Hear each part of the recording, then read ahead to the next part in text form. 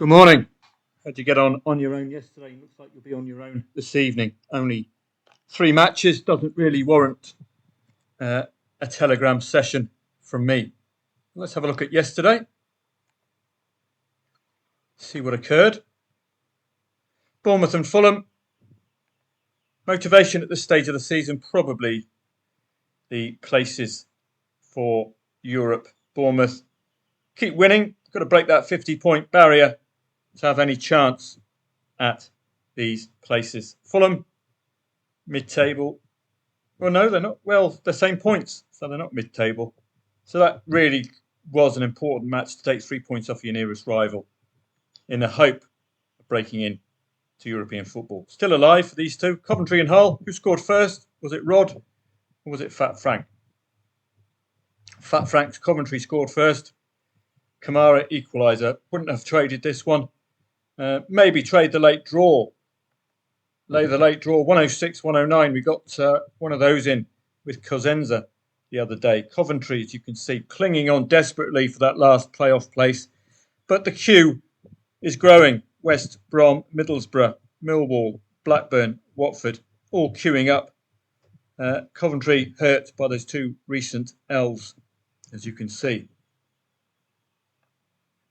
Hull still got work to do. So they'll take a point yesterday. 3-point gap to the relegation zone is a far more appealing than a 2-point gap, because a 2-point gap can be caught, can't it, with a Cardiff win. The 3-point gap, they won't be getting caught yet, even if Cardiff win with that negative goal difference. So vital. Just a point for Hull. Absolutely vital yesterday. Bastia and Laval. Tons to play for there in French League 2. 0-0, this ain't going to be. Bastia 6 on the cusp of breaking in to the top 5. And only 5 places available for promotion. So it's vitally important. And Laval as well. Laval really needed to get that win to give their shot with 46 points with a win at a chance at the top 5.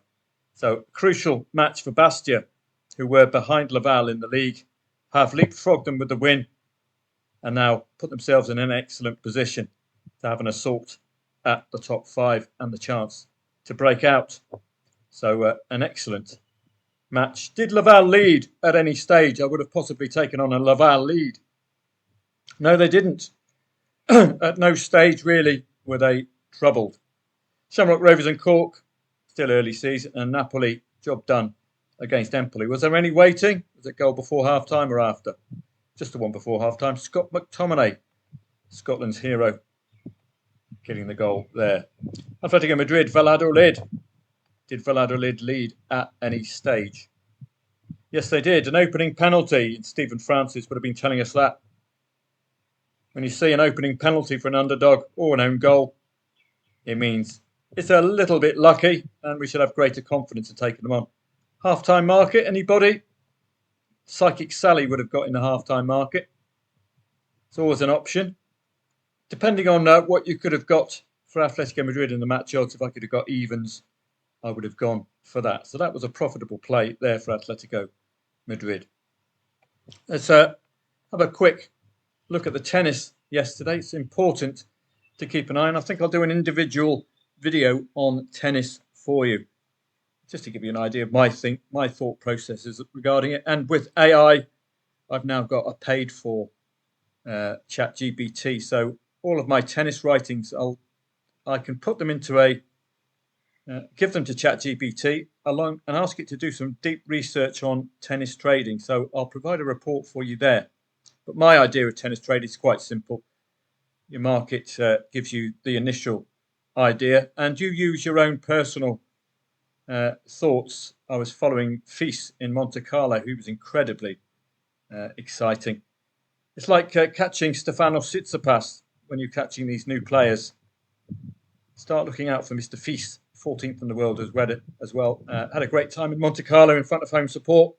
But Carino Buster Capino As is his opponent. The Spaniard in Spain, likely to give him a bit of a game. I always look as well at the country.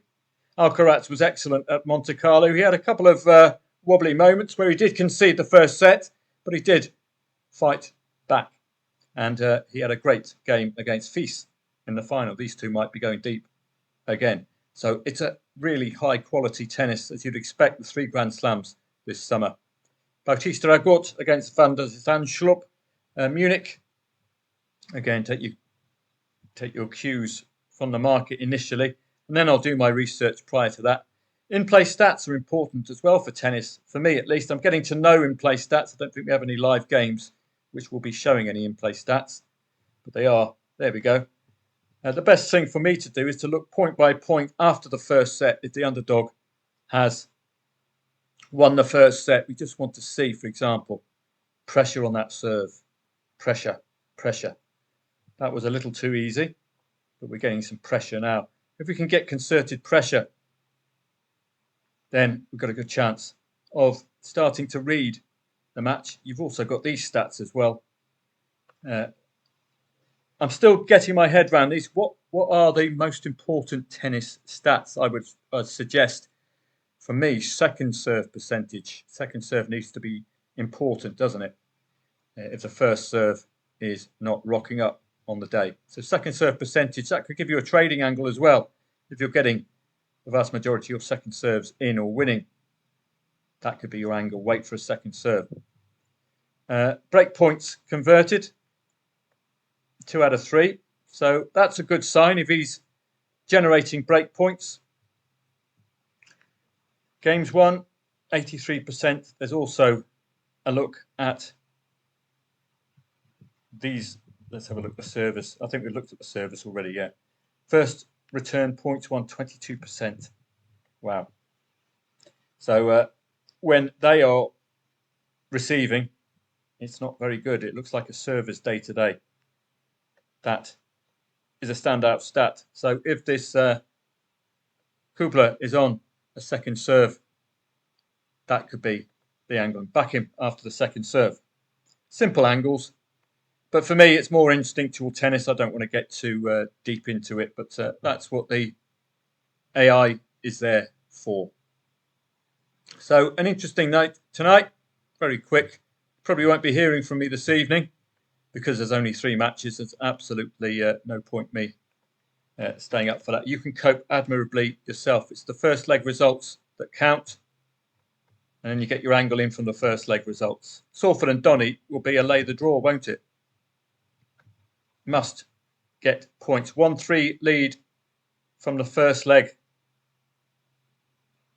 for Paris Saint-Germain. Aston Villa, notably not scoring their usual 2 goals away from home. Must score the next goal will be crucial. Take this to 2-3. Must score it first half as well. So there's possibility of a first half goal. It's a difficult one, isn't it? Because PSG would be happy with a 0-0. Dortmund and Barcelona. Is there anything Barca can do? It's a 4-leg lead for Dortmund. For Barca in the first leg, it looks done and done. So this is a tricky match to trade because Barcelona don't need to win. They can afford a 3-0 loss and still go through. It's not a must-win. It's a must-not-lose 5-0. So it gives it a different complexion. So have a great day. And if you fancy joining Football Trading Profits, you know the address by now. footballtradingprofits.com. I'll be gearing up the content once the season is over. Click on the members link there. And I look forward to seeing you here at footballtradingprofits.com with a new slant on tennis as well. Hopefully that will pique your interest. And if you want just to dip your toe in, take the Betfair Trading Made Easy course and the free Premier League research. Have a great day. Won't be hearing from you this evening, members of footballtradingprofits.com. Only the 3 matches. You can cope admirably. It's a tricky one. Barcelona one. Barca can afford to lose. Salford and Donny would be the standout match this evening as far as an interest and huge motivation. Don't forget, automatic promotion is massive motivation. Get you out of the heartache of the playoffs. Have a great day, and I'll see you again tomorrow.